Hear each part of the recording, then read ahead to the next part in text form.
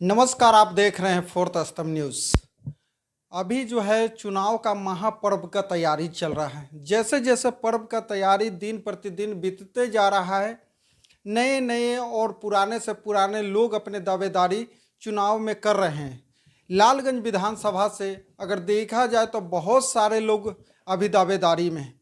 लेकिन इसी बीच में अगर आप देखिएगा तो यहाँ पर एक जो हमारे साथ बैठे हुए धर्मेंद्र जी हैं, जो कि ये भी आए हैं और क्या इनका उद्देश्य है वो हम जानेंगे। तो इनसे रूबरू होते हैं। सबसे पहले फोर्थ स्तंभ न्यूज़ में आपका बहुत बहुत स्वागत। आपका भी राजहंस भाई। आप लालगंज विधानसभा चुनाव लड़ने जा रहे हैं, लेकिन आप इससे पूर्व में सैनिक रह चुके हैं। आखिर क्या कारण है कि आप भी इस महापर्व में भाग ले रहे हैं?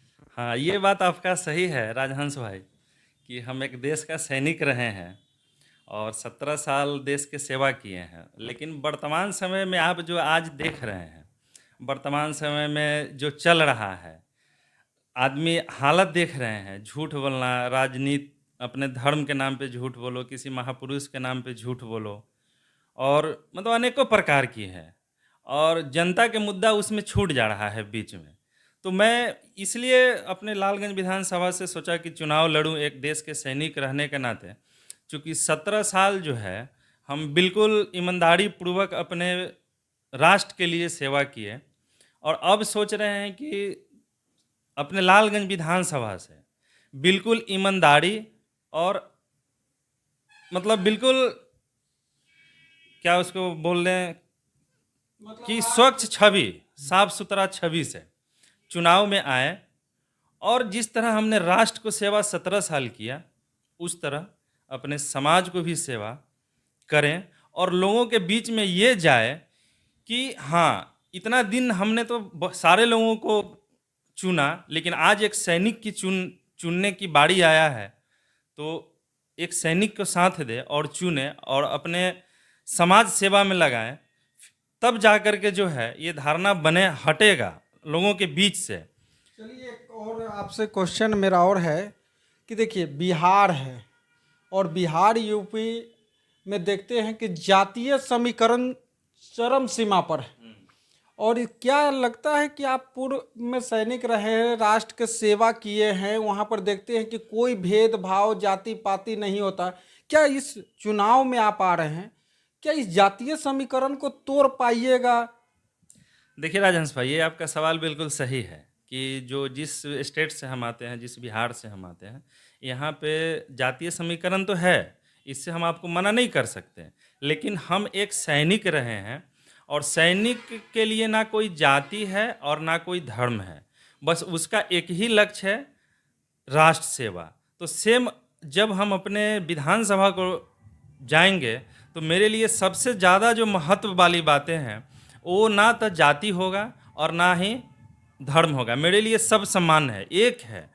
हम बिल्कुल ये चाहेंगे कि जो हमारे युवा साथी हैं, सारे लोगों हैं, जिस तरह हमने राष्ट्र को सेवा किया बगैर जाति धर्म के नाम पे, कोई आदमी अगर सेवा राष्ट्र को कर रहा है तो वो तो जाति धर्म के लिए करता नहीं है, बिल्कुल। वो तो देश के लिए करता है। तो देश में हमारा समाज भी आता है, तो हमारे लिए तो जाति कोई महत्व रखता नहीं है, हमारे लिए कोई धर्म तो महत्व नहीं है। हमारे लिए सब लोग एक बराबर है, ना मुझे जाति से है और ना धर्म से है। तो इसमें तोड़ने का कोई प्रश्न नहीं है। उनके लिए ये चीज़ है जो राष्ट्र को समर्पित नहीं रहे हैं। हम तो राष्ट्र को सेवा करके हैं, वहाँ तो कोई जाति नहीं है, कोई धर्म नहीं है।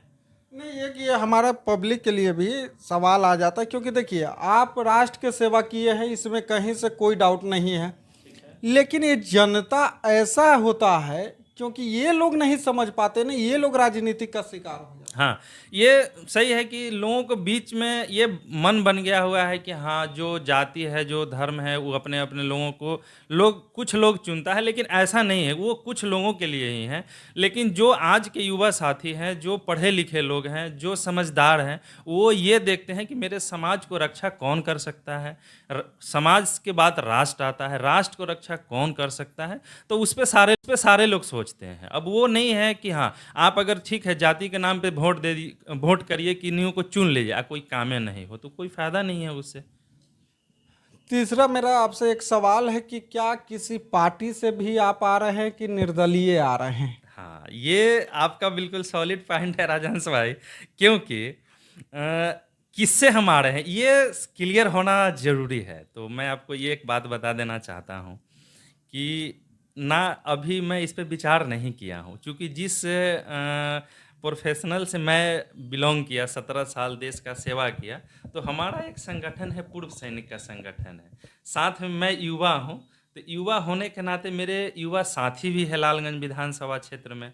उसके बाद आप लोग भी जैसे हैं, हम राय ले लेंगे। उसके बाद आगे बढ़िए, तो जो हमारे लालगंज विधानसभा के जो मतलब जनता हैं, उनके बीच में हम जाएँगे, उनसे पूछेंगे कि हाँ, मेरे लिए क्या अच्छा होगा। तो जैसा निर्णय आएगा, वहाँ हम वो तय कर देंगे। अभी थोड़ा-सा समय है, थोड़ा टाइम मुझे भी दे दीजिए, फिर हम उस पे देखते हैं, क्या चलिए करना है। ठीक है, ये क्वेश्चन तो रह जाता है अधूरा ही। अब है कि देखिए कि लालगंज में प्रेजेंट एनडीए से विधायक संजय सिंह हैं जी, जी। और बड़े बड़े उम्मीदवार भी है जो कि 20 साल से विधायक रह चुके हैं, और भी जो है बड़े बड़े पार्टी से लाखों खर्च कर रहे हैं। यही गंडक प्रोजेक्ट है तो कहीं है, तो कहीं पटना चलिए, ये सभी लोग के क्या आप टक्कर दे पाइएगा? नहीं, नहीं, ये तो बात आप सही है।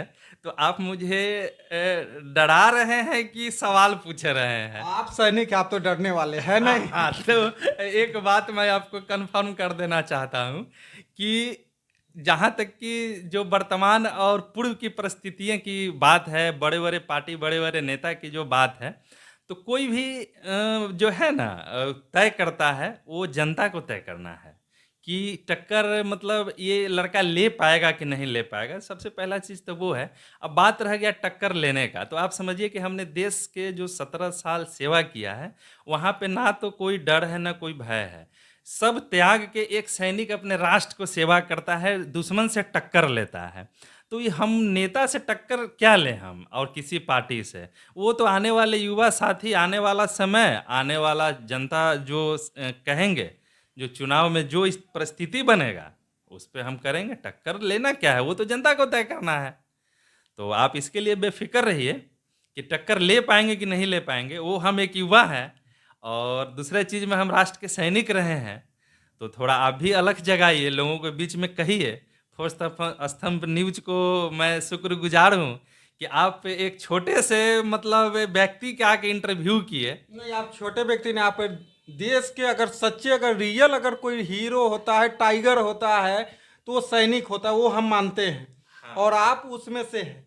तो आप जैसे व्यक्ति के जैसे ही पता चला कि लालगंज विधानसभा में आ रहे हैं, हमसे रुका नहीं गया और आपसे रूबरू होने आ गए, और साथ में अपने दर्शक को भी चाहते हैं और लालगंज विधानसभा के लोगों को भी बताना चाहते हैं कि आपके बीच में एक आर्मी आ रहा है, एक पूर्व सैनिक आ रहा है, जी, तो जी। क्या उन लोगों का विचार है? देखिए, एक वो विचार तो आप बताइए, आप हमसे मिले, जो भी लोग मुझे जानते हैं, वो जानता है मतलब उनको दिल में ये ज़रूर है कि एक तो ये लड़का देश का सैनिक भी रहा है, दूसरा में युवा भी है और एक आर्मी मैन से जो लोगों के बीच में धारणा बनता है कि इसका नेत और नियत दोनों ठीक होता है एक सैनिक का। तो साढ़े 16 साल के उम्र में हम लोग गीता पे कसम रख के हाथ खा लेते हैं कि हम झूठ नहीं बोलेंगे, चोरी नहीं करेंगे, कोई ऐसा काम नहीं करेंगे। तो उस पे मैं आपके लालगंज विधानसभा पे ये मैं आपको वचन देता हूँ कि खड़े उतरूँगा। एकदम आपके न्यूज़ के माध्यम से। एक छोटे से मतलब मान लीजिए हम क्या बोलूँ, मुझे कैसे आपका मैं आभार कैसे व्यक्त करूँ? वो तो मैं नहीं कर पाऊँगा क्योंकि बड़े न्यूज़ चैनल तो मेरे पास नहीं पहुँच पाएँगे, क्योंकि वो जानेंगे कि कोई हमको पब्लिसिटी नहीं मिलेगा। लेकिन आप पहुँचे हैं, तो मैं आपका जीवन भर ऋणी रहूँगा। चलिए, आप राष्ट्र की सेवा करके आए हैं और हमारे लालगंज के भी आप जन्मभूमि से हैं, तो इसलिए हम आपके बीच में आए हैं। तो क्या होगा और कैसे होगा, ये तो जनता के बीच में सवाल रह जाता है। तो जैसा भी होगा, हम चाहेंगे कि लालगंज के जनता जो है इस पर अपना राय विचार जरूर हमें देते रहिएगा, और इनके लिए क्या आप लोग प्रेम, आशीर्वाद, शुभकामनाएं, चाहे राय मशवरा देना चाहते हैं, वो ज़रूर दीजिएगा, ताकि ये आए तो इसमें लालगंज की समस्या का निवारण कर सके, या इनके लिए कुछ छूट रहा है तो वो भी ज़रूर बताइएगा। तो बने रहिएगा फोर्थ स्तंभ न्यूज़ के